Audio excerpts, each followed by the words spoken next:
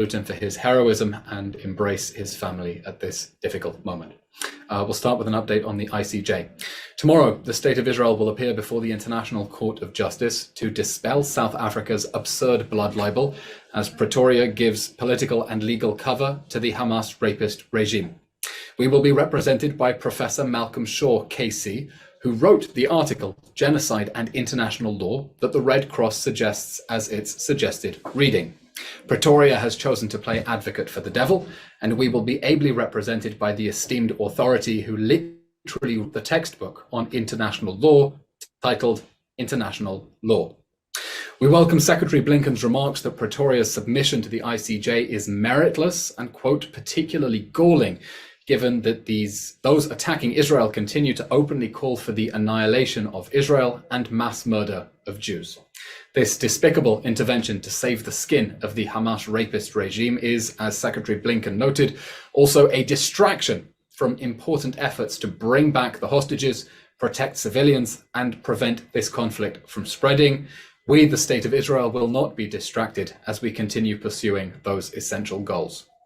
On October 7th, Hamas committed an act of genocide when it sent its death squads to invade Israel with the mission of burning, beheading, torturing, mutilating, abducting, and raping as many Israelis as they could, as brutally as they could.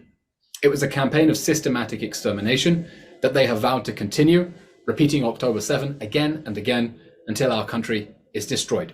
We are fighting to bring the October 7 monsters to justice, because never again is now.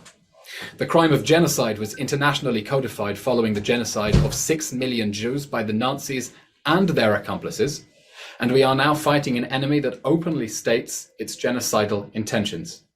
Pretoria's case not only lacks any factual or legal basis, it also renders meaningless the term genocide in a twisted act of Holocaust inversion, all to try to save the skin of the Hamas rapist regime that still holds 136 hostages in its terror dungeons.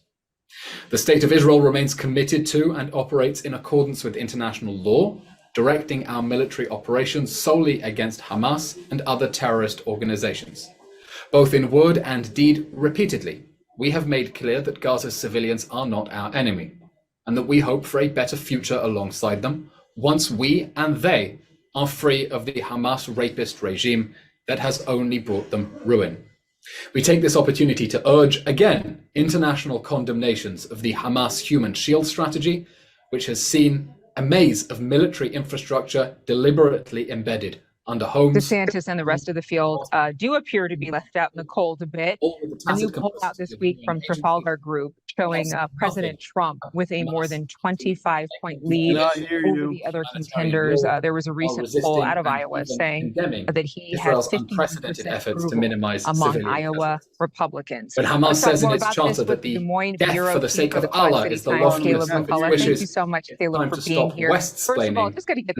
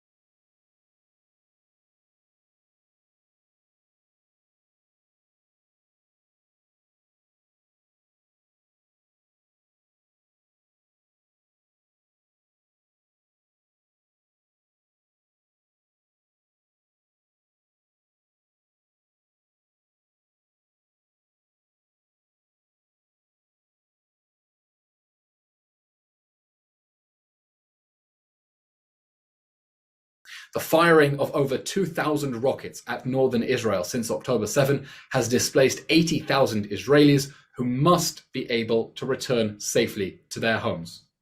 There is now a narrow window of opportunity for a diplomatic solution, which we strongly prefer, to push Hezbollah away from our northern border in accordance with international law and relevant UN Security Council resolutions.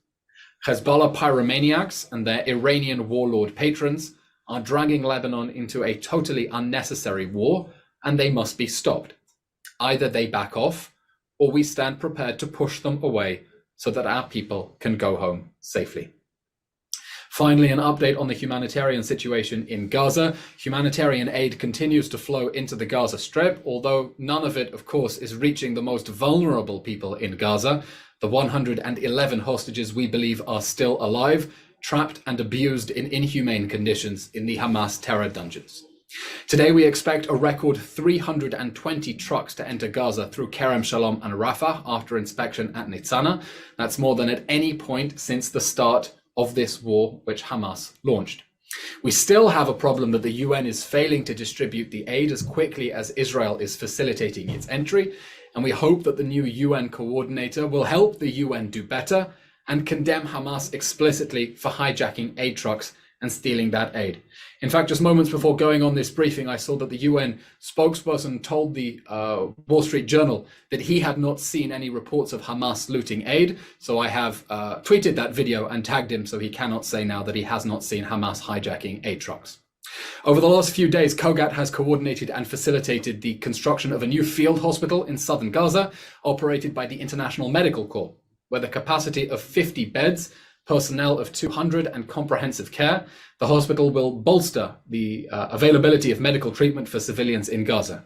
This initiative has been necessitated by Hamas's conversion of Gaza's hospitals into military bases, with the tragic complicity of the World Health Organization, which continues to cover it up.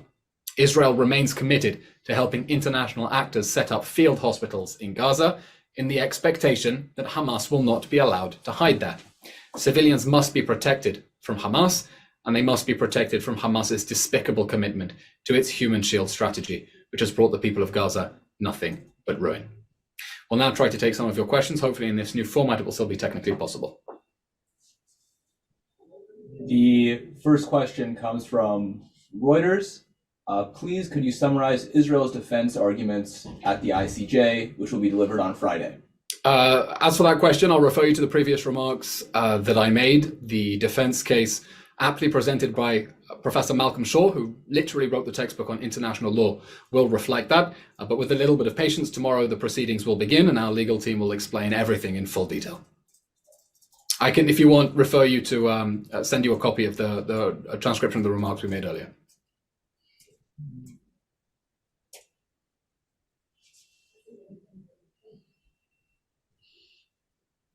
No? Okay, in which case we'll update you about the timing of the following briefings. Thank you very much, everyone, and please do keep safe. Thank you.